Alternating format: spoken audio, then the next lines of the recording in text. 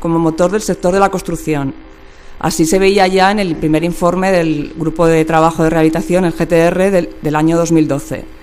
La rehabilitación como una necesidad y una oportunidad para transformar la economía española hacia una economía con bases ambientales sostenibles. Pero desde entonces nos hemos quedado en la definición de hojas de ruta, en declaraciones de intenciones y en la realización de algunos proyectos piloto. Gracias a estos proyectos piloto tenemos datos para convencer a todos de las bondades de la rehabilitación. Con el acuerdo de la reciente conferencia de París, COP21, y el objetivo de lograr que el aumento de las temperaturas se mantenga bastante por debajo de los 2 grados, y con el compromiso de los firmantes a realizar esfuerzos para limitar el aumento de las temperaturas, es el momento del cambio y de que la oportunidad de la rehabilitación se convierta en una realidad. Según cita el World Building Council, si no se invierte la tendencia, solo el sector de la edificación consumirá en el año 2050 el total de las emisiones permitidas para limitar el aumento de temperatura a 2 grados. Y es que con una dependencia energética de España del 76% y un 40% de emisiones de CO2 emitidas en Europa debido a la energía consumida por los edificios, el papel de la energía es prioritario en el proceso de cambio de la forma de construir. La rehabilitación es más que rehabilitación energética y sus valores son más que los puramente medioambientales. Pero es la energía la que nos interesa en esta jornada, y de ahí su título, Energía y Rehabilitación, sin más. Queremos recorrer la energía desde todos los campos, la reducción del consumo energético de los edificios, la integración de energías renovables, la energía contenida en los materiales de construcción y, por supuesto, la rehabilitación energética como motor y cambio y revitalizador del sector de la construcción. Para ello contamos en esta jornada con técnicos de diferente formación, ingenieros, arquitectos, aparejadores. La rehabilitación también es signo de intercambio de conocimientos y de formación del equipo pluridisciplinar.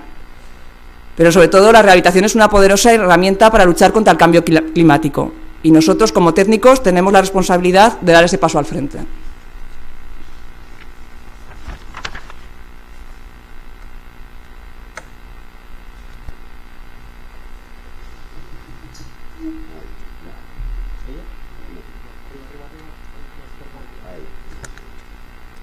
Hola, buenos días. Gracias por venir. Sabemos que hay muchas jornadas. Ahora nos ha coincidido con una por la mañana, con otra de BIN. Pero bueno, ha venido el director general de Energías y Minas a hacernos nuestra apertura, don Alfonso Gómez Gámez. Y luego tendremos una conferencia de Sergio Breto, jefe de planificación de energía de la DGA. Y espero que aguantéis todo el día. Es muy interesante la conferencia de hoy. Bueno, pues buenos días Álvaro, buenos días Cristina, muchas gracias al colegio por la invitación que nos ha hecho al Gobierno de Aragón, tanto para la apertura institucional como para la participación de Sergio, que es el jefe de Servicio de Eficiencia Energética, de planificación y gestión, que siempre me dejo la mitad de las competencias que tienen, no les cabe ninguna tarjeta. Obviamente mi labor aquí es básicamente institucional, pero como no me resisto, aparte de daros la bienvenida y agradeceros y por supuesto ofrecer al Colegio de Arquitectos la colaboración del Gobierno de Aragón a través de los distintos departamentos de energía, de vivienda. Me consta que ya estáis en contacto con Maite Andreu, con la directora general de Vivienda, para ir poniendo en marcha estos proyectos de rehabilitación. Pero no me resisto a dejar una reflexión en voz alta, y es que es cierto que tradicionalmente la rehabilitación de la vivienda ha tenido mala prensa en nuestro país. Yo creo que ello ha sido debido a dos cuestiones fundamentales. Una, al interés economicista de los promotores, que evidentemente obtenían posiblemente mejores rentabilidades con la construcción de obra nueva que con la rehabilitación de vivienda ya existente, ¿no? Es cierto, y no se nos escapa que normalmente es más complejo y a veces más costoso rehabilitar una obra ya existente que edificar una obra nueva, ¿no? Lo que pasa es que eso entra en contradicción también con otras cuestiones que creo que sería importante poner en valor. Primero, que cuando hablamos de rehabilitación no necesariamente estamos hablando de la rehabilitación de edificios patrimoniales antiguos en los que hay que mantener fachadas y restaurar el interior completamente, sino que estamos hablando en muchos casos de adecuar desde el punto de vista de la accesibilidad, de la mejora de los consumos, la eficiencia energética. Evidentemente, estos son acciones que no requieren unas inversiones tan potentes como la rehabilitación en el sentido patrimonial, estructural de los edificios, y a veces esta confusión en la terminología yo creo que ha llevado a considerar que efectivamente no era un sector interesante para las empresas dedicadas a la actividad constructiva. Es evidente que ahora mismo los recursos que ofrecen y las tecnologías que ofrecen los distintos proveedores, veo que aquí en la jornada están presentes pues desde suministradores de aislamientos, de vidrios, de envolventes, de ascensores, no solamente mejoran los consumos energéticos mediante el mejor aprovechamiento de las energías térmicas o el menor consumo de las mismas, sino que mejoran en mucho la calidad de vida de esos habitantes, de esas poblaciones normalmente cada vez más envejecidas, que son las que habitan el centro de esas ciudades, que necesitan una mejora en la accesibilidad, pero que al mismo tiempo sea una mejora en la accesibilidad sostenible económicamente. Las soluciones técnicas, como os decía, han venido a aportar mejoras que permiten instalaciones que hace 20 o 30 años eran impensables por razones de espacio, por razones de mantenimiento. Y yo creo que la cuestión de la rehabilitación hay que mirarla entonces no tanto como una cuestión meramente económica y patrimonial, aunque es cierto que todavía sigue habiendo una cierta resistencia por parte de algunas economías a considerar las inversiones en rehabilitación de vivienda por parte de los propios particulares, en tanto en cuanto quizá no se les explica muy bien la posibilidad de obtener unos retornos que a la larga posibiliten que esa inversión sea recuperada con un aumento de la calidad de vida, de la confortabilidad muy importante, ¿no? En este sentido, estrategias y planteamientos como los que hace el Colegio de Arquitectos a través del programa de Rehabilita Aragón creo que son muy interesantes. Es necesario que todos hagamos una importante pedagogía para explicarlos, para hacer ver a la sociedad en su conjunto las ventajas de estas actuaciones, que, insisto, no hay que valorar solamente en meros términos de estética, de fachadas o incluso de refuerzo de estructuras, sino en muchos casos como mejora de la accesibilidad, mejora del confort de los habitantes, de los ciudadanos, y además, ¿por qué no?, para mantener un poco vivo ese concepto de centralidad de la ciudad. Hay un debate que seguro que vosotros conocéis mejor que yo sobre la ciudad compacta y la ciudad expandida, ¿no? Y todos sabemos que en estos momentos se está dando en muchas ciudades una carencia de equipamientos en barrios periféricos, cuando en barrios centrales hay colegios que se están cerrando porque el envejecimiento de la población hace que ya no haya niños, ¿no? Entonces, yo creo que es interesante que recuperemos también el centro de las ciudades como fórmula de utilizar esos equipamientos que ya existen, que revitalicemos a su vez esas zonas que de alguna manera incluso económicamente han quedado deprimidas, y qué duda cabe que tener unas viviendas que sean atractivas, que sean confortables, redundará sin duda para hacer más atractiva la permanencia, ¿no?, en estas viviendas localizadas en el centro y que lógicamente tienen una antigüedad temporal mayor.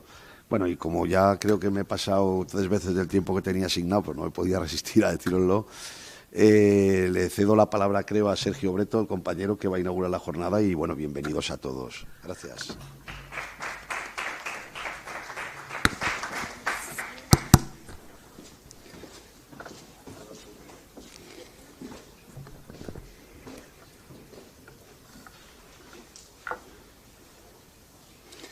Bien, buenos días, bienvenidos. Gracias en primer lugar al colegio por la invitación para poder contar un poquitín aspectos energéticos desde lo que estamos haciendo en el Gobierno de Aragón, desde la Dirección General de Energía, y gracias a todos vosotros por asistir. Si queréis podemos convertir un poquitín, pues que estamos de momento pocos, en virtud, y yo no tengo problema que si queréis preguntar algo durante, a pesar de que a la una haya una mesa de debate, pues si queréis preguntar alguna cosilla, porque igual algunas de las cosas que cuento son un poco raras o generales.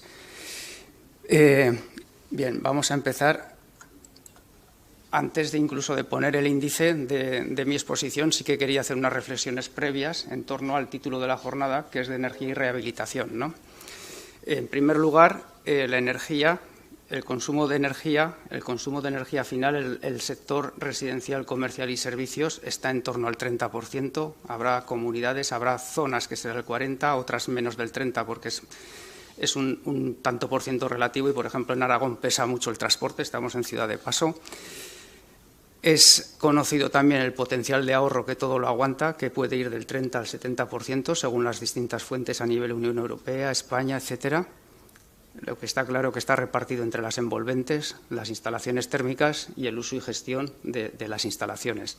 Las envolventes hablan de un 50%, las instalaciones térmicas hasta un 20% y el uso-gestión entre un 10 y un 30% de este potencial ahorro, que en global sería este 30-70%.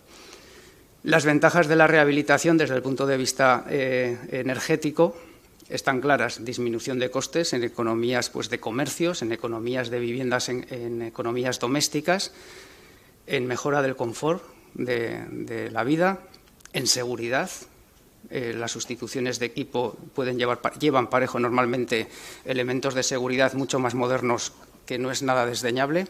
Y luego todo inducido, que no sé si lo inducido es más o menos importante que lo que acabo de decir, como es la generación de empleo, la minimización de impactos ambientales, la contribución contra la lucha contra la pobreza energética en cuanto a la disminución de costes de los hogares, etcétera.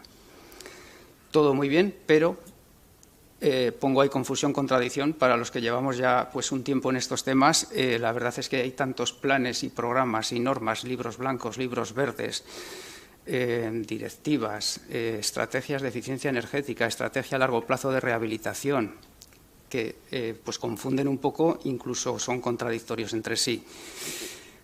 Tenemos directivas, las 3 directivas, la de fomento de las energías renovables, que habla de agilizar trámites, de facilitar la integración de renovables, etcétera. Tenemos la directiva de edificios, que habla de edificios casi nulos. Nombro algún aspecto de ellos, o tenemos la directiva de eficiencia, que ni siquiera está traspuesta del todo. Falta, como bien sabéis, el tema de eficiencia de auditores, de proveedores de energía y de costes de repartidores de costes de calefacción. Es decir, están traspuestas, interpretadas de una manera, o ni siquiera están traspuestas. Llegamos a España y tenemos la eficiencia, como decía, de la E4, la eficiencia energética en España. Tenemos la rehabilitación, que habla de los 30 a los 70%, y luego tenemos unos desarrollos normativos que no parece otro discurso distinto en cuanto la norma, que es la que obliga, pues tampoco ni ha traspuesto bien la directiva, ni los objetivos están de acuerdo con estos tantos por ciento. Es decir, hay un batiburrillo y podemos descender a la comunidad autónoma con nuestro plan energético de Aragón, podemos descender al ayuntamiento con sus ordenanzas, etcétera.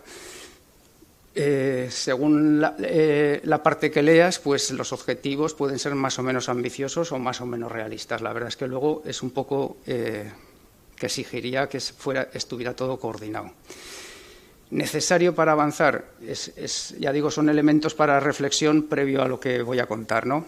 Para mí hay 3 patas muy importantes, que es la normativa, el I+D+I y la educación. Normativa, por supuesto que sea unitaria de los distintos ámbitos territoriales, y yo entiendo que son de 3 tipos. Normativa de promoción, o sea, lo que serían las subvenciones, me gusta menos la palabra, de promoción, nunca sabes qué subvencionar. Si es eficiente ya se amortizará; lo no eficiente, si no es eficiente, ¿para qué lo vas a subvencionar? ¿Vas a subvencionar lo eternamente ineficiente o lo del medio? Hay unas directrices comunitarias que establecen unos rankings para qué subvencionar directamente. Una caldera de biomasa, depende si sustituye a una instalación eléctrica o una calefacción de gasoil o de gas natural, puede ser subvencionable o no. La normativa obligatoria, como segunda pata de normativa, ahí tenemos el Código Técnico de la Edificación, ahí tenemos el Reglamento de Instalaciones Térmicas, ahí tenemos la certificación de eficiencia energética, que luego hablaré. ¿Por qué no? Es muy importante y, de hecho, por ejemplo, la solar térmica ha despegado mucho a partir del Código Técnico de la Edificación. Y luego la normativa para las propias administraciones públicas de facilitar todo lo anterior, de procedimientos ágiles, racionalización, etcétera. El I+D+I, poco que decir que no sepamos. La innovación es el motor de desarrollo económico de nuestra sociedad, crea elementos diferenciales que son claves de éxito para el futuro. Igual había que subvencionar la I pequeña, la innovación, en vez de aquellos. Bueno, lo dejo abierto ahí. Y la educación con mayúsculas, educación de todos, de los consumidores, en cuanto a reclamar temas de eficiencia energética. Pero además, si me supone un ahorro para el bolsillo, es obvio que sí, pero incluso, aunque me dejara indiferente el precio, que no el valor de la energía, también para obligar a que la oferta energética sea pues limpia, renovable, eficiente, etcétera. Esta educación va a todos también, va a nosotros, a los técnicos, a las administraciones públicas, para que hagamos nuestro trabajo bien. Es necesario hacer un buen proyecto, hacer una buena instalación y un buen mantenimiento. Un mal proyecto, una mala instalación, como conocéis también, el boca a boca, si funciona mal, puede retrasar la implementación en tiempos pasados de la solar térmica, de la mini eólica, etcétera, puede retrasarlo años, la mala práctica o los malos diseños. Proyectos piloto. Proyectos piloto me parece fantástico el que haya proyectos que funcionen, que se hagan bien, que no tengan especiales subvenciones, o sea, que no sea el que a través de programas únicos ha logrado una financiación, sino que se haya buscado la vida bien, que funcionen, estén bien desarrollados y sirvan de ejemplo, lo contrario a los malos ejemplos que decía antes. Yo creo que es muy importante la difusión de las buenas acciones. Y uno de los problemas grandes que hay de un tiempo a esta parte es la financiación, el crear productos financieros adecuados. Ahí nosotros hemos tramitado siempre muchas subvenciones, subvenciones que pedían el propio propietario, que pedían a través de ESES, de empresas de servicios energéticos, etcétera, y al final siempre el hándicap ha sido el conseguir el dinero para conseguir ese buen proyecto, para conseguirlo ejecutarlo.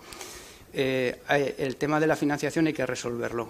Pensando en rehabilitación otra vez, quizás habría que pensar en las medidas que se amortizan rápidamente, unirlas a medidas que no se amortizan tan rápidamente, pero ahorran más energía en el transcurso de los años y puede hacer un paquete integrado. Y como veréis luego, esto además yo lo extendería como administración pública a todo el territorio en cuanto a poblaciones, municipios grandes, actuaciones arrastren también a municipios pequeños cuyo consumo es tan bajo que por mucho tanto por ciento de energía que ahorrara no da de sí para hacer actuaciones de empresas de servicios energéticos. Empresas de servicios energéticos que las nombro bastante porque, pues como sabéis, las directivas y ha habido planes para impulsar acciones a través de estas empresas de servicios energéticos. Y al usuario, al industrial, al comercial, en nuestras casas, casi nada si me hacen una mejora que a mí no me cuesta ningún dinero. Bien.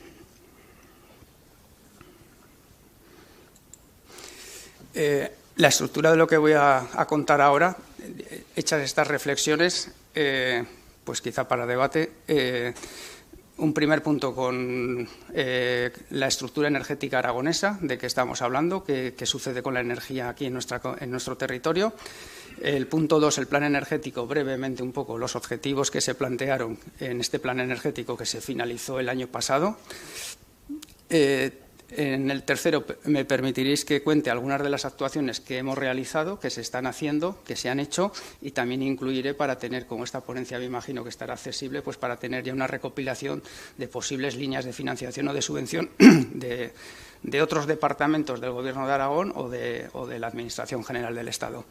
Y el último punto, os contaré la certificación de eficiencia energética como un elemento que algunos pensamos que podía ser muy importante para el tema de la eficiencia energética en los edificios y que, bueno, poco a poco a ver si logramos reconducir pues, los defectos que hasta ahora se han ido viendo. Situación energética de Aragón, muy breve. Me imagino que lo conocéis quizá. Este es el balance energético de Aragón del año 2014, lo hemos sacado hace bien poquito. Lo que cuenta son los flujos de energía que suceden en un territorio, en este caso en Aragón, y en un periodo de tiempo, en este caso durante un año. Aquí tenemos el consumo de energía primaria, que es la energía que se consume en Aragón. Esta energía puede ser de dos tipos, según su origen. Autóctona, que entra horizontal. Tenemos las renovables y tenemos el carbón, o vertical si es exógena, si no es foránea, que es parte del carbón, gas, que como sabéis desde hace ya unos años, bastantes años no tenemos, y petróleo que tampoco tenemos. Aquí están las centrales de transformación que hay en la comunidad, central térmica de carbón, ciclos combinados, centrales de cogeneración. Todo lo que es transformar de energía renovable se considera 1 a 1, no hay pérdidas por no aprovechar determinado viento o determinada agua. Y aquí está el sector final, el consumo de energía final. El industrial, transporte, residencial, comercial y agricultura. El año pasado, el consumo de energía primaria fueron en torno a 5 millones de toneladas equivalentes de petróleo. El consumo de energía final fueron 3.500.000. Consumimos más primaria que final porque generamos una energía eléctrica, que es esta la única flechita que sale hacia afuera, empleamos en exportar energía eléctrica. Participación de las renovables. Esto intenta estar a escala, pero evidentemente no es fina por el tamaño pequeño. Tanto por ciento de renovables en el consumo de energía primaria, el 24%. Tanto por ciento de consumo de energías renovables en energía final, de acuerdo con la directiva que obliga a calcularlo de una manera determinada, el 20%.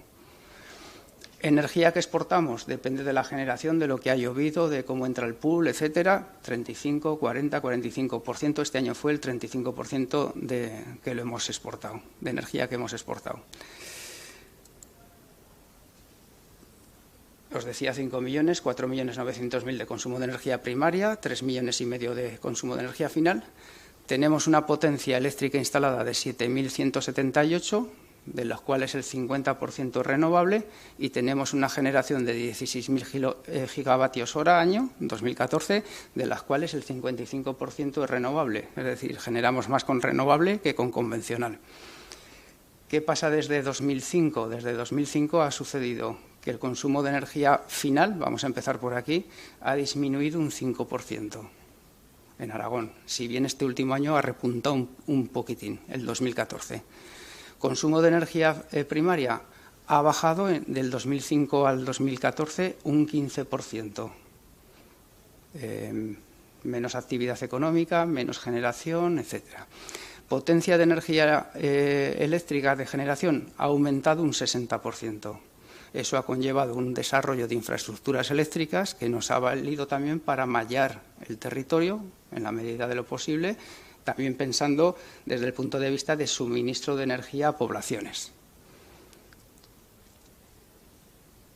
El consumo de energía eléctrica final, si pudiera discriminarse el kilovatio renovable del kilovatio no renovable, con la generación renovable que tenemos, podríamos abastecer el 90% este año pasado. Hay otros años que depende también de lo que se consuma, de energía renovable.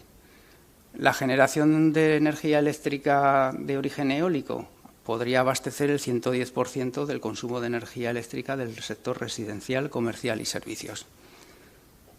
Bueno, pues son buenos datos, hay un mix diversificado, todo es mejorable, pero bueno, son unas pinceladas para que vierais. Bien, esta es la energía, esto que contaba es flujo de energía. Este flujo de energía necesita un soporte físico, son las líneas eléctricas, los gasoductos, los camiones cisterna, los depósitos de almacenamiento, etcétera, y va dirigido a una población con sus actividades domésticas e industriales. Y esta población, como os decía, es Aragón.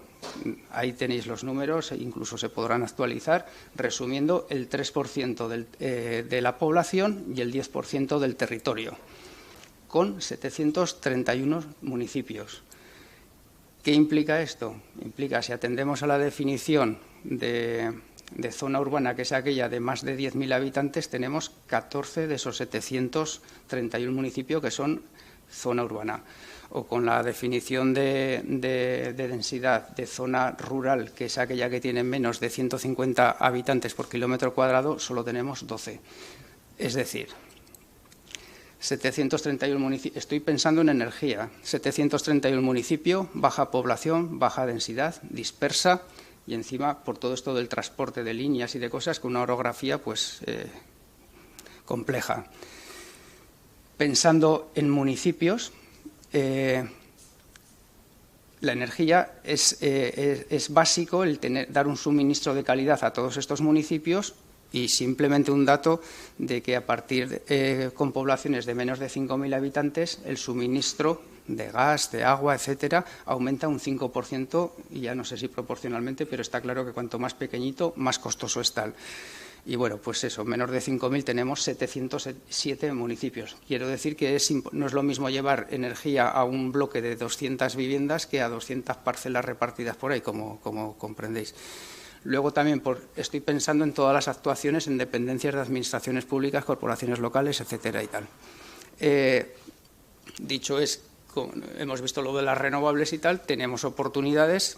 Por un lado estaría el suministro básico como problema y por otro lado como virtud, que tenemos un potencial que si nos dejan y sabemos podemos aprovechar, contando la eficiencia como la más renovable y el resto de renovables para garantizar todo este suministro o para contribuir a este suministro y es más para generar actividad económica. De ahí vengo a lo que comentaba antes de posibles agrupaciones de municipios. No es lo mismo Alcañiz que Plan, por decir algo, ¿no? De agrupar municipios para actuaciones pensando en eses, que es un poco la clave para la financiación que decía al principio, para llevar adelante, si tanta energía se ahorra, si tan rentables son, para llevar adelante proyectos. Plan energético. Muy breve también, tenemos mirando al futuro, tenemos detrás de la pantalla está el balance energético y ¿qué es lo que se quiere? Pues con esa energía lograr que la generación sea con energías renovables y tecnologías limpias, que el consumo sea eficiente y responsable. Ya sabéis, si esto es más barato, igual consumo más. No, hay que ser responsable, hay que consumir de acuerdo con lo que se necesite y no diferenciar bien valores de precio. Las infraestructuras, las adecuadas en generación, transporte, distribución, almacenamientos, hidrógenos, acumuladores, etcétera, consumo, tanto para el suministro como para la evacuación. La misma línea que evacúa de un parque eólico se puede suministrar al municipio que hay allí. Sigo hablando en clave de energía. La energía debe contribuir al crecimiento económico del propio sector. El propio sector energético en Aragón es muy fuerte y al resto, porque es básico en cualquier actividad humana que haya. Generación de empleo. Está claro que se habla de la no dependencia energética, pero no debemos caer en la trampa de crear dependencia tecnológica a cambio de no dependencia energética. Tenemos que ser capaces de nuestras potencialidades, invertir en I+D+I, hacer desarrollos tecnológicos, etcétera. Enviar señales correctas a la sociedad, lo decía al principio, pues es un poco complicado con tantas divisiones administrativas, con tantos objetivos, con que hoy digo esto pero el Real Decreto dice otra cosa, etcétera, etcétera. Voy a nombrarlo ahora. Habréis leído por prensa lo del Real Decreto del autoconsumo de energía eléctrica, que se entiende que es clave el autoconsumo para conseguir los objetivos de eficiencia energética, que además dice de no discriminar a las renovables respecto a convencionales, es vital para conseguir apartados que tiene la directiva de edificios, que dice por ahí en la disposición adicional, segunda o por ahí, de que hay que conseguir los consumos de los edificios de consumo cero, administraciones para el 2018 y el resto para el 2020. Sin embargo, quitó la definición de edificio de autoconsumo, de consumo casi neto, del borrador que sacó a información pública al Real Decreto 235 que finalmente se aprobó. Luego lo citaré un poquitín más. Es decir, bueno, pues intentar remar todos hacia el mismo lado. Y al final lo que pongo aquí simplemente es que la energía, para una comunidad como un poco las pinceladas que hemos dado, que tiene energía, que tiene territorio, que sabe, que tiene experiencia y que tiene una población muy dispersa y tal, puede ser un factor, un vector de desarrollo económico y social y tecnológico vamos, puede ser y lo está siendo de nuestra comunidad autónoma. Los objetivos, ahí están, no los voy a repetir. Ambiciosos, tan ambiciosos como realistas y tan realistas como si no pueden ser reivindicativos, porque evidentemente todo lo que tenga que competir con energía térmica, con el petróleo, parece que tiene una senda con vaivenes, pero tiene una senda más clara. Todo lo que tiene que ver con generación eléctrica, recordemos que el gran desarrollo de las renovables ha sido por la generación eléctrica. Si la generación eléctrica la normativa no ayuda mucho, los objetivos pueden cambiar. Yo pienso también, hay un problema clave, que hay 100.000 megavatios instalados en España y estamos demandando 50.000. Parece que el parque de generación pues es el que es bastante grande. Cierto es que se puede ir incorporando renovables en sustitución de convencionales. Recuerdo a comienzos de la década de los 2000, cuando los estudios del operador del sistema de red eléctrica decía que en España solo cabían 10.000 megavatios eólicos, ahora hay 25.000 o 23.000, porque ha habido desarrollo tecnológico para los huecos de tensión, etcétera, etcétera. Es decir, que se puede ir sustituyendo a energía renovable, pero además una generación... pues generar un megavatio es bien distinto a si lo genera una central o a si lo generan 100 centros de generación distribuida, sean en hogares o sean en pequeñas empresas, etcétera. Bien, esta es una de las estimaciones de la contribución de las energías renovables térmicas en el consumo de energía final. Ahí la tenéis, está calculado realista, daros cuenta, un 2,6% anual. Pero más vale asegurar que lanzar señales erróneas. La experiencia también es que el ahorro y la eficiencia lo aguanta todo. Yo he ahorrado el 30, he ahorrado el 20, he ahorrado el 40, he ahorrado el 50, pues bueno, muchas veces habría que comprobarlo. Algunas actuaciones realizadas. Fomento de inversiones, Plan 2000S, igual os suena, es un plan para impulsar los servicios energéticos en las administraciones públicas. Lo sacó la Administración General del Estado para 1.000 instalaciones, 1.000 edificios de la Administración General del Estado y 1.000 edificios de las administraciones autonómicas. Empezó en 2010, estamos en 2015, nosotros nos aprobaron 17 proyectos de ayuntamientos, de universidad, etcétera. De esos 17 están ejecutándose con ESES, se están ejecutando 2 y están finalizando ahora. ¿Qué quiere decir esto? Que es posible, que cuesta en el tiempo y llevar adelante los problemas, solucionar los problemas que se planteen. Había 17 proyectos aprobados con un 15% de subvención, que según este esquema la subvención va a la ESE, porque es la que pone todo el dinero y se beneficia a la administración, el Ayuntamiento de Teruel, por ejemplo, que lo está justificando ahora, con este dinero que viene o vendrá del IDAE a la DGA y se pasará a la ESE previa justificación de todos los gastos. Es indicativo de lo que cuesta. Las auditorías energéticas son fundamentales, hay que hacerlas bien hechas, tanto como para que después alguien que quiere invertir con esa auditoría le valga, porque antes, hace tiempos, las auditorías tenían muchos nombres: prediagnóstico, diagnóstico, auditoría, toma de contacto. Es bien distinto una auditoría que sirva ya para invertir. Tiene que ser con toma de datos continua, etcétera. Y luego lo que digo, la experiencia es que ya salen medidas rentables y ahora es de dónde sacó la financiación. Bien, nosotros hicimos un plan de medidas de ahorro para los edificios del Gobierno de Aragón, con departamentos, con gestores energéticos, etcétera. Fomento de las subvenciones. Estas son nuestras subvenciones de la Dirección General de Energía. Aquí viene un poquito la historia del 13 y 14. Pues, por ejemplo, con estas dos convocatorias se subvencionaron, entre otras cosas, más de 1.000 calderas de biomasa instaladas. Multiplicando por 14 el consumo en el sector doméstico. En este año se han puesto en funcionamiento, se han subvencionado un centenar de calderas de biomasa, una decena de instalaciones de geotermia y unas 40 instalaciones aisladas de solar fotovoltaica y mini eólica. Y en 2016, pues espero que los presupuestos vayan adelante y haya otra convocatoria en esta línea. Lo que os decía, aprovecho para contaros cómo os quedará la ponencia, pues que seguro que las conocéis. Con el Plan Estatal de Vivienda, pues hay una batería de subvenciones que viene sacando el Departamento de Vivienda y bueno, ahí lo tenéis, ¿no? Con el Plan Estatal del 2013-2016. También sacamos en el departamento una línea de promoción que a través de la seguridad también se podían acoger instalaciones de sustitución de equipos en viviendas, siempre que pues tocará elementos de seguridad que, vamos, con sustituir un equipo antiguo con uno moderno, más tipo de calderas, etcétera, seguro que puede entrar.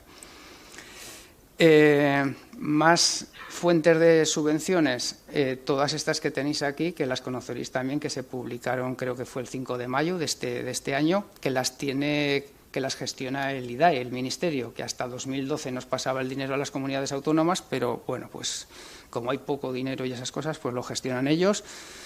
Para edificios estas están abiertas hasta que se agote el presupuesto, alumbrado exterior municipal, eficiencia en el transporte de personas, en la PYME y en la gran empresa del sector industrial.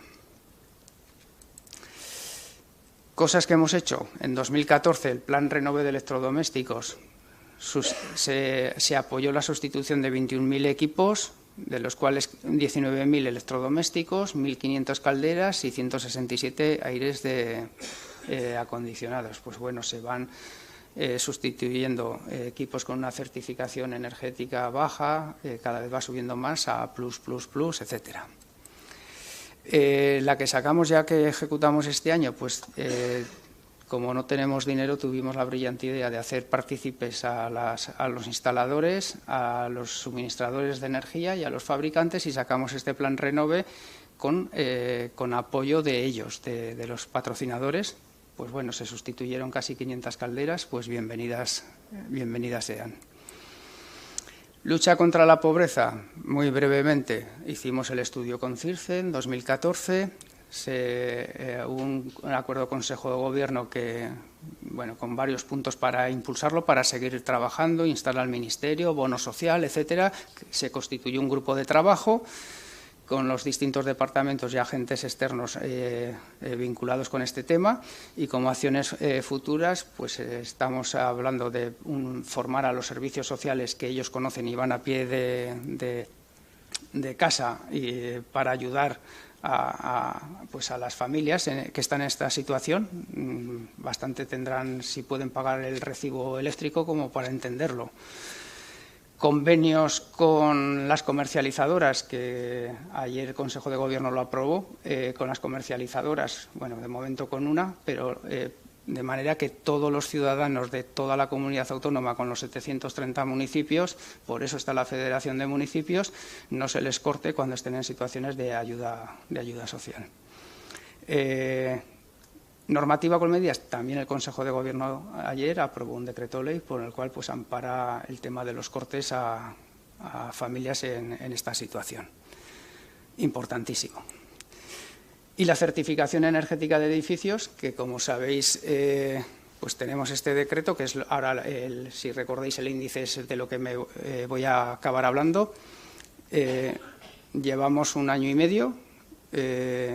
Hubo la directiva de edificios, se traspuso, el Estado lo pasó a las comunidades autónomas. Intentaré no quejarme mucho de cómo se ha pasado todo esto y un poco para que veáis en este año y medio pues qué se ha hecho, qué se está haciendo, qué conclusiones se pueden sacar. Siempre se podrían sacar muchas más, pero que también acabaré, como he empezado diciendo, de que si queremos que todo funcione tenemos que contribuir todos.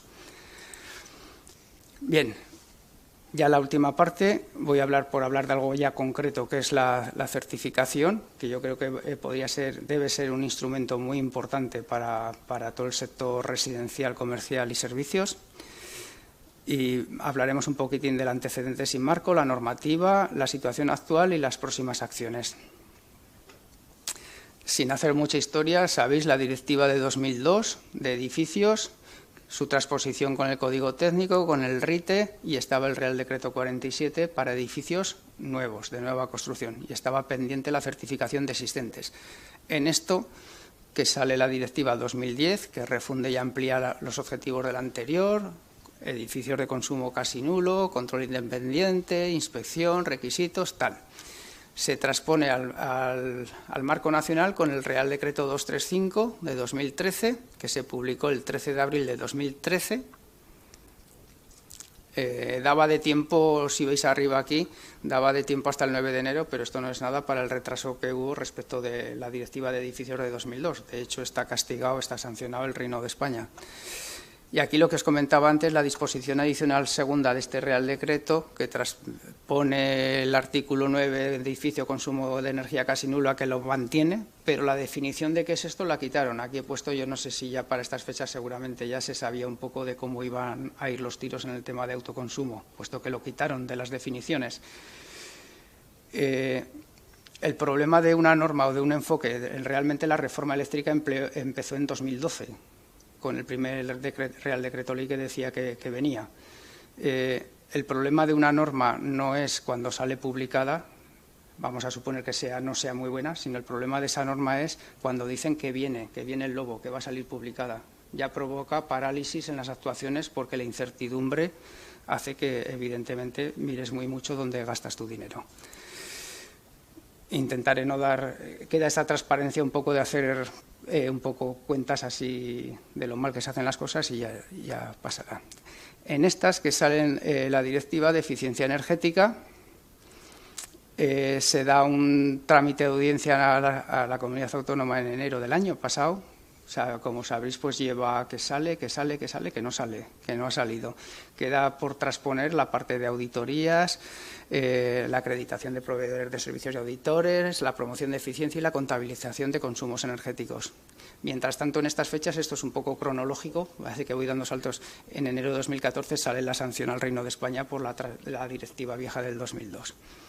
Lo que sí que ha salido respecto a la Directiva de Eficiencia Energética es el Real Decreto Ley 8/2014, que es curioso y no es curioso. Sale el Fondo Nacional de Eficiencia Energética, que manejan desde el IDAE. Sale las infracciones y sanciones para el tema de repartidores de costes de calefacción, para el tema de auditorías, que va a caer en las comunidades autónomas, aunque viene en la exposición de motivos. Sin embargo, el articulado no ha sido traspuesto todavía.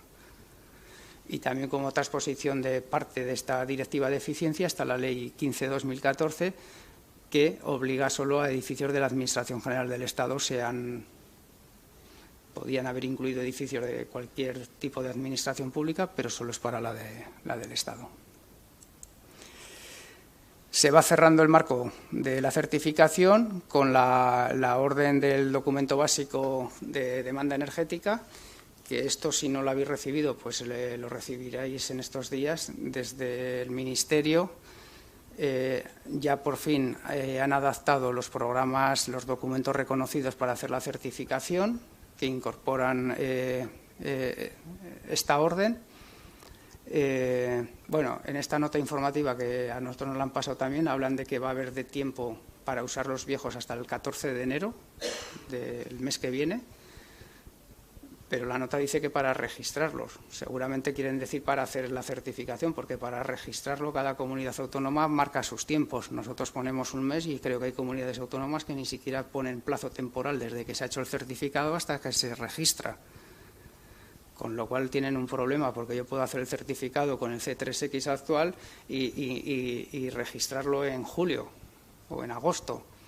En nuestro caso sería un mes solo. Bueno, pero el caso es que esté incorporado, va a haber un fichero XML también que generan estos nuevos programas, que creo que están con el Instituto Eduardo Torroja desarrollando un visor de manera que facilite muchísimo la estadística para nosotros, el rellenar los anexos, todas esas cosas. Esperemos que funcione bien.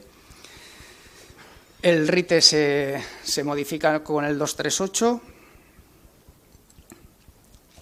La ley, a todo esto, no existía para la certificación hasta esta fecha que he llegado, no existía infracciones y sanciones. Problema que tuvo muchísimo el Real Decreto 47, el del 2007, porque tiene que haber una ley con las infracciones y sanciones, si no, no se pueden aplicar. Salió aquí en las disposiciones adicionales tercera y cuarta, o cuarta y quinta, en que la instrucción, resolución y tal corresponde a las comunidades autónomas, y luego esta ley ha sido recogida en el Real Decreto Legislativo hace poquito, del 7/2015 del mes de octubre.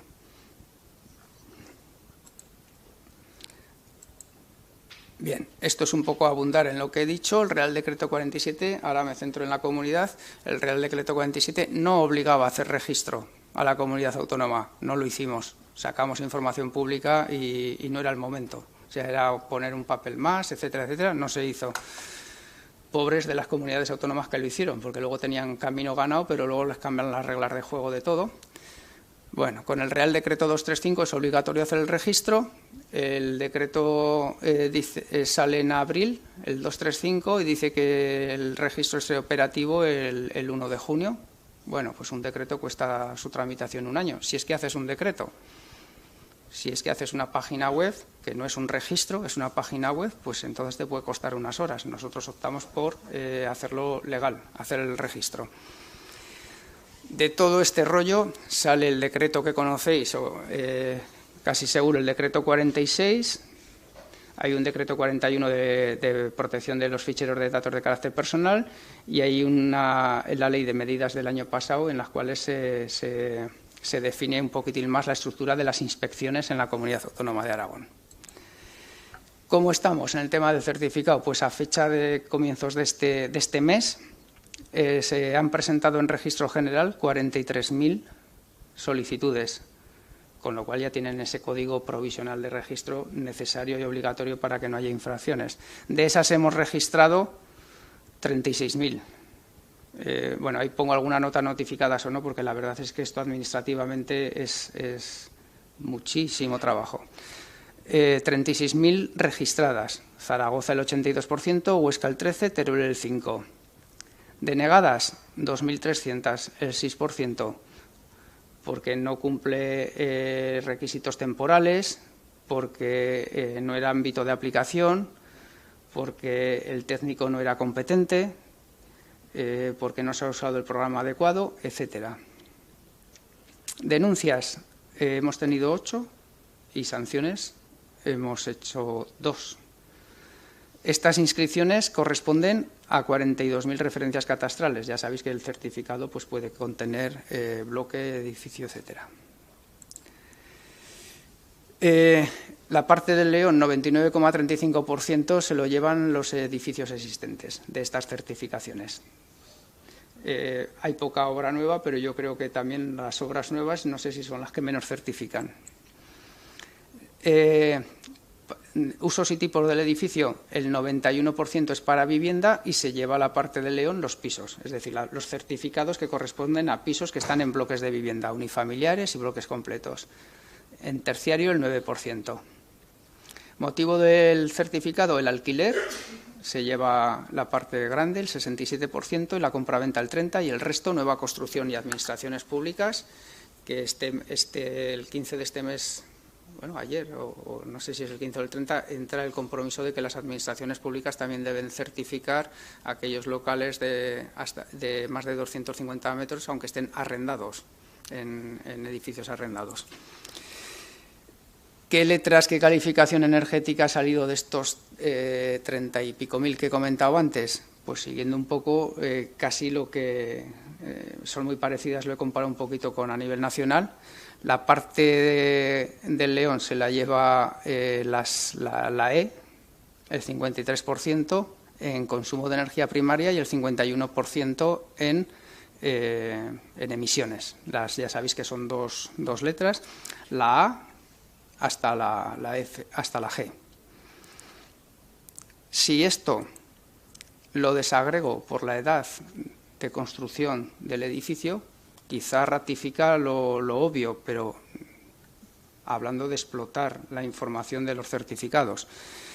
La primera gráfica sería con edificios construidos antes del 80, es decir, antes de que hubiera ninguna norma, es decir, antes de la norma básica NB 79.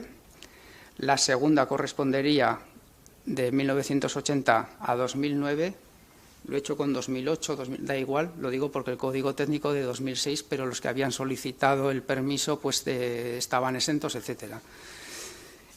Y la última del 2010 al actual, es decir, del código técnico para acá. Se conserva que la E gana, pero las As que antes del 80 pues es un 2%, perdón, las As más B más C, para tener algún porcentaje, si no, las AB más C es en torno al 2%, aquí llegamos al entorno, del 2010 aquí, al entorno del 10, 11, 12%. Si nos vamos a la parte fea, a las Fs y las Gs,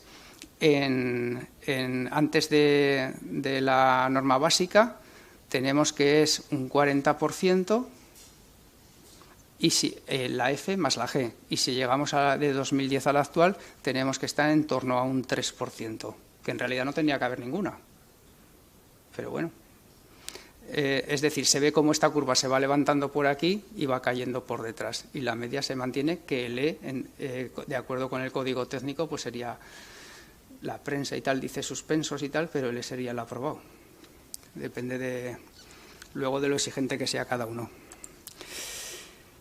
Programa usado, el 91%, el C3X. Técnicos.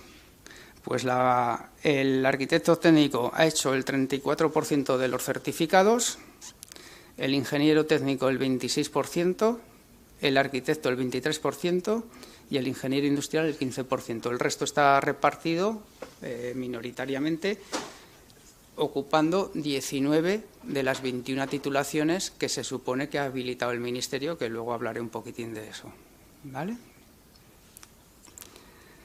Próximas acciones. Nosotros lo que tenemos pendiente es sacar la orden para el procedimiento de inscripción telemático, para aquellos que deban hacerlo telemático, y el procedimiento para inscribir a los técnicos, que es un procedimiento voluntario de acuerdo con la norma básica estatal. Me voy a quejar otra vez. Es legislación básica estatal. Para mí, o para cualquiera, vamos, creo yo, sería importantísimo el documento de mejoras, si no el certificado, pues es una nota que ni mejoras ni empeoras, es una nota y ya está, y la sacas, se saca una F y ¿qué? ¿No? Con el documento de mejoras, si fuera exigible, que no lo es, porque el artículo 6 dice que si hay potencial razonable y que le dirá si no dónde está, dónde puede conseguir información, ahora mismo tendríamos 30.000 registros con 30.000 mejoras posibles para clasificarlas de muchas maneras. ¿Te acuerdas cuando hablábamos de presupuestos de 3? No se rellena nada, y no es exigible. Nosotros, aun con todo, metimos en la disposición adicional 3 del decreto, por decir, oye, que estamos pensando en la política energética a la hora de hacer certificados para intentar esta vía, pues si Dios quiere en algún momento dado poder usarla, porque esto va a seguir, ¿no? Llegamos... próximas acciones. ¿Todo esto sobre qué es? Pues tenemos 761.000 viviendas, que antes me he olvidado, en la gráfica está que estaban las 3 por año de construcción, las que son antes del 80, casualmente el tanto por ciento es el 56%, o sea que corresponde un poco con este dato general de que se han certificado el 60% de viviendas construidas en el año anterior, años anteriores a 1980, mientras que de 2010 para acá solo es un 4%.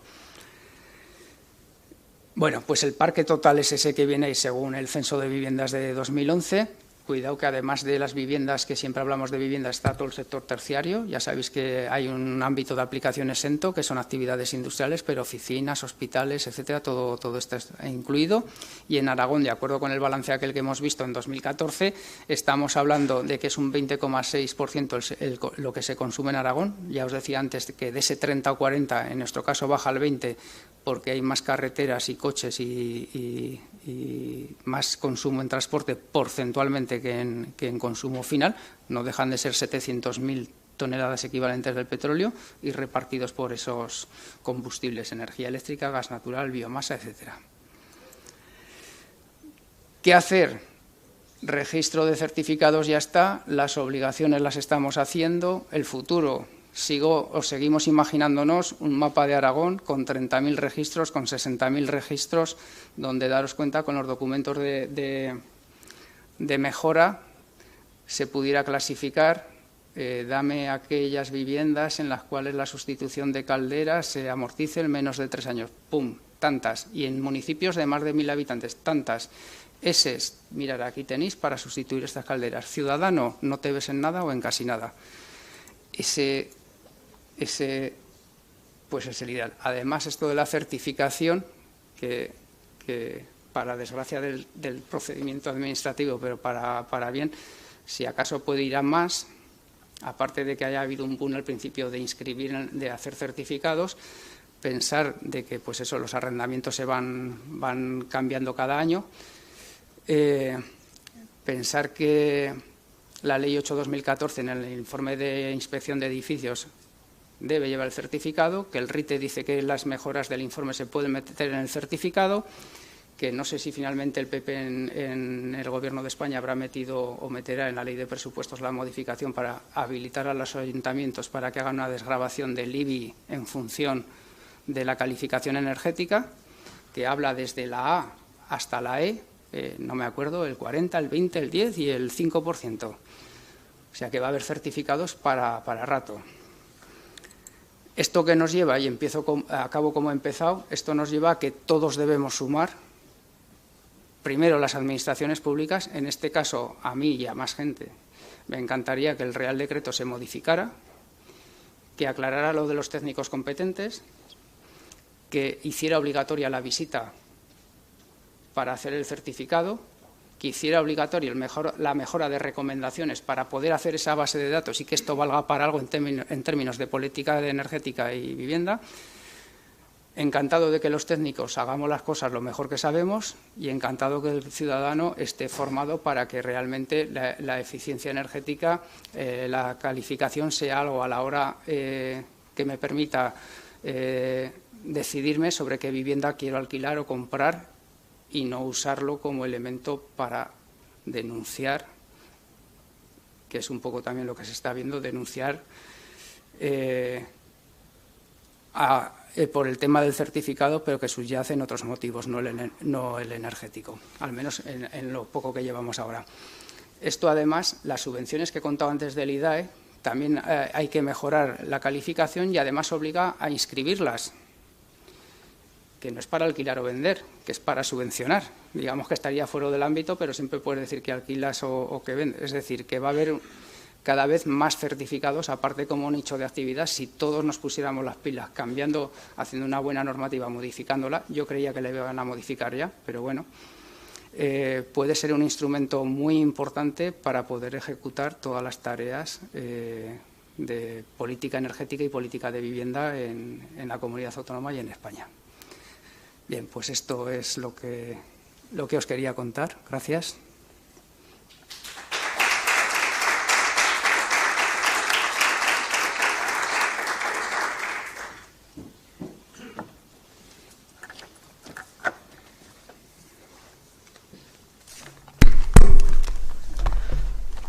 Ahora tenemos a Enrique Zaro.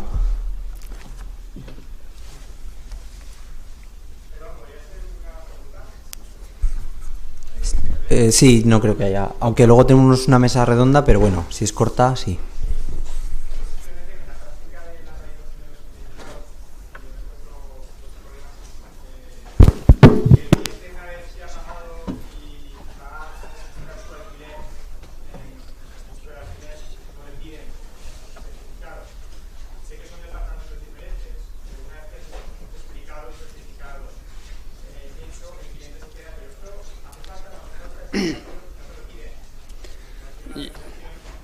Yo creo que en fianzas lo piden y lo que es importante, que los notarios lo piden.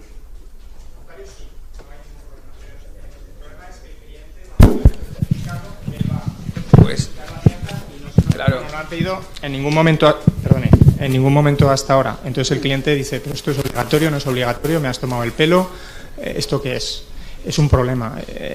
Se aseguraría que todos los alquileres tienen el certificado energético hecho.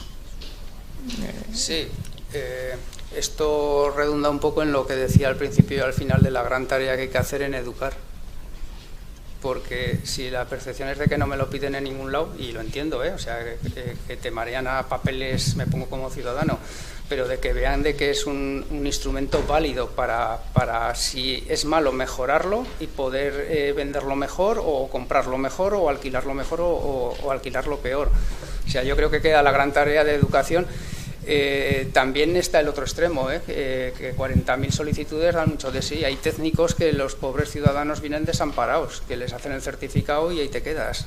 Sí, pero una vez que eso lo has registrado, aunque, yo pido desde aquí a la Administración que a ver si el Departamento de Minas puede hablar con registro de alquiler y pueden instrumentalizar eso, porque pues, no creo que sea tan complicado dentro de la misma. Bueno, será, pero no es complicado decirlo. Sí, me imagino, pero que haría mucho más perceptible para el ciudadano, y sería el primer punto de la educación, porque ellos confirman que lo que la ley les dice, pues la administración lo recoge, porque cuando ellos lo presentan piensan que la administración no lo recoge. ¿Y esto para qué?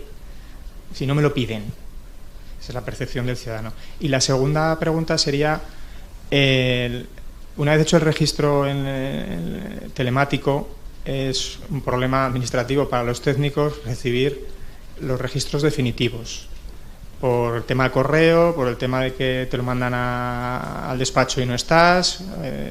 Yo no sé si eso con la vía telemática que se está preparando se puede instrumentalizar también telemáticamente, porque si no yo estoy yendo a correos todas las semanas. Bueno, eso es que trabajas mucho. Afortunadamente, sí. Pero estoy de acuerdo, solo que lo que tenemos ahora no es telemático, es presencial.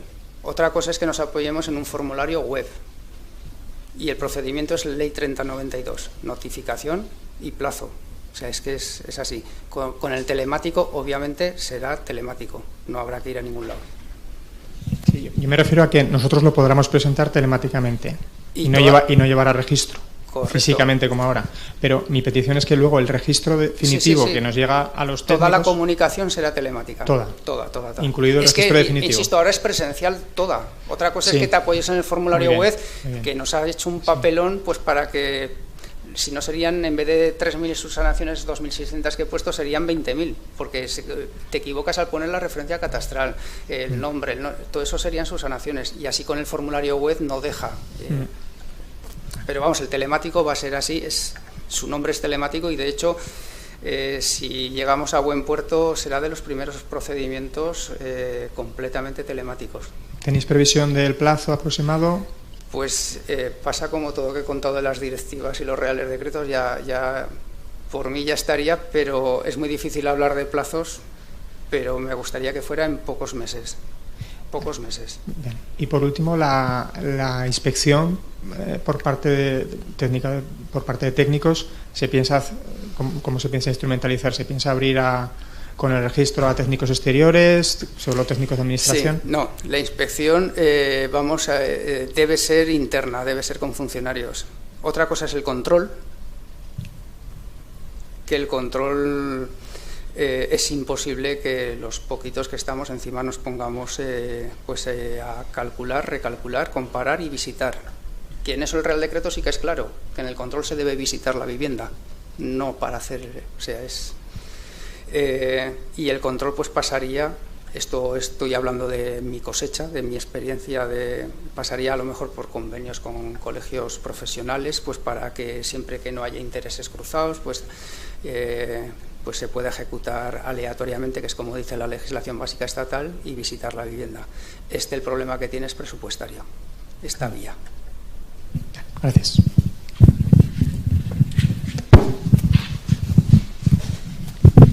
A ver, no sé si es una pregunta que a lo mejor deberíamos esperar para la mesa. Soy Juan Rubio, de Zaragoza Vivienda. Me he cruzado en varias ocasiones con Sergio y bueno, creo que su labor y su concepción del trabajo y su dedicación está fuera de toda duda. Pero yo quería plantear una cuestión. Quería conocer lo más sincera posible su opinión en el cruce en el que se da ahorro energético y edificación. Yo creo que la batalla la ha ganado el lobby de los que fabrican calderas y de los que fabrican en general aparatos. Y sin embargo la guerra la hemos perdido los que queremos que se trabaje sobre la envolvente.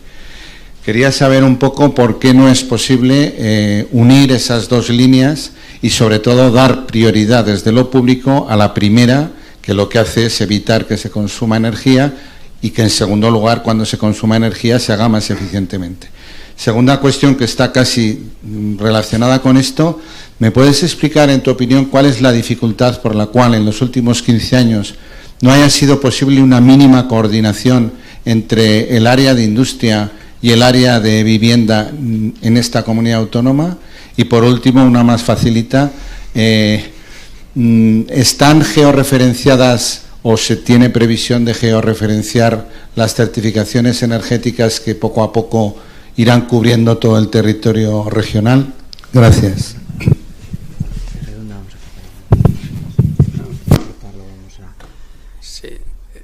Juan Rubio, por favor, si no te importa, son varios temas que teníamos en la mesa redonda.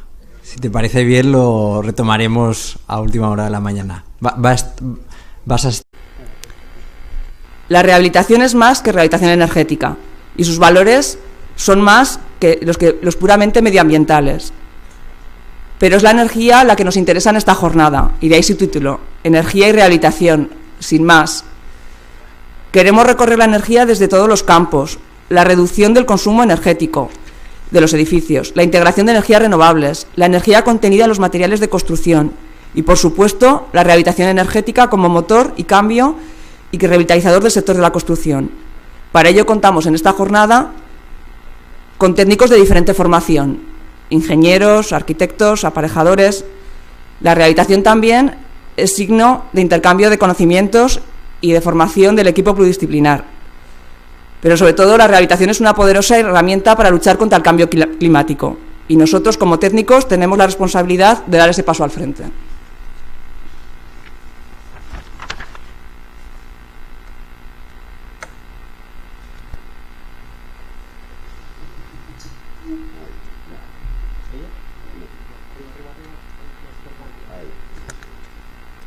Hola, buenos días. Gracias por venir. Sabemos que hay muchas jornadas. Ahora nos ha coincidido con una por la mañana, con otra de BIN. Pero bueno, ha venido el director general de energía. Los distintos proveedores. Veo que aquí en la jornada están presentes pues desde suministradores de aislamientos, de vidrios, de envolventes, de ascensores, no solamente mejoran los consumos energéticos mediante el mejor aprovechamiento de las energías térmicas o el menor consumo de las mismas, sino que mejoran en mucho la calidad de vida de esos habitantes, de esas poblaciones normalmente cada vez más envejecidas, que son las que habitan el centro de esas ciudades, que necesitan una mejora en la accesibilidad, pero que al mismo tiempo sea una mejora en la accesibilidad sostenible económicamente. Las soluciones técnicas, como os decía, han venido a aportar mejoras que permiten instalaciones que hace 20 o 30 años eran impensables por razones de espacio, por razones de mantenimiento. Y yo creo que la cuestión de la rehabilitación hay que mirarla entonces no tanto como una cuestión meramente económica y patrimonial, aunque es cierto que todavía sigue habiendo una cierta resistencia por parte de algunas economías a considerar las inversiones en rehabilitación de vivienda por parte de los propios particulares, en tanto en cuanto quizá no se les explica muy bien la posibilidad de obtener unos retornos que a la larga posibiliten que esa inversión sea recuperada con un aumento de la calidad de vida, de la confortabilidad muy importante, ¿no? En este sentido, estrategias y planteamientos como... Y Minas, a hacernos nuestra apertura, a don Alfonso Gómez Gámez, y luego tendremos una conferencia de Sergio Breto, jefe de planificación de energía de la DGA, y espero que aguantéis todo el día. Es muy interesante la conferencia de hoy.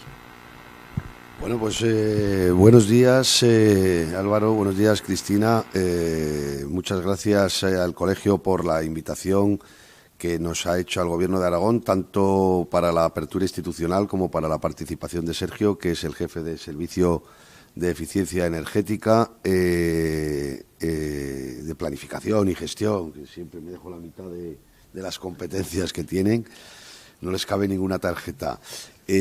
Obviamente mi labor aquí es básicamente institucional, pero como no me resisto, aparte de daros la bienvenida y agradeceros y por supuesto ofrecer al Colegio de Arquitectos la colaboración del Gobierno de Aragón a través de los distintos departamentos de energía, de vivienda. Me consta que ya estáis en contacto con Maite Andreu, con la Directora General de Vivienda, para ir poniendo en marcha estos proyectos de rehabilitación. Pero no me resisto a dejaros una reflexión en voz alta, y es que es cierto que tradicionalmente la rehabilitación de la vivienda ha tenido mala prensa en nuestro país. Yo creo que ello ha sido debido a dos cuestiones fundamentales. Una, al interés economicista de los promotores, que evidentemente obtenían posiblemente mejores rentabilidades con la construcción de obra nueva que con la rehabilitación de vivienda ya existente, ¿no?